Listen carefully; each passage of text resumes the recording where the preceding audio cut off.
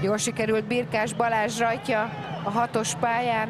Fehér hajó, és a hajó végén egy rózsaszínes pirosas csík, ebből lehet megismerni őt. Nagyon jól megy fent az egyesen Jakub Sztyepun, a lengyel versenyző.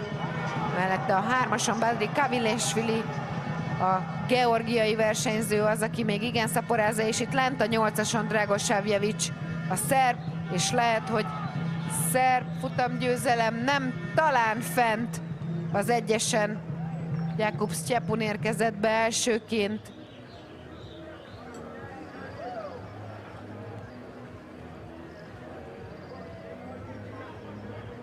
Nagyon sűrű a mezőny, kajak egyes férfi 200 méteren, nagyon picik a különbségek, és talán Jakub Sztyepun volt az, aki a legjobban rúgta be a hajóját.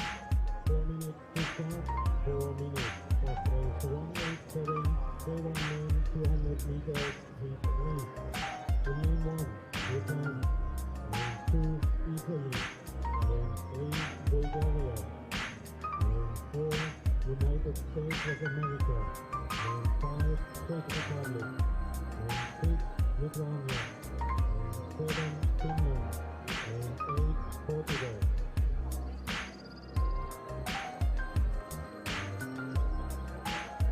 Badri Kavilesvili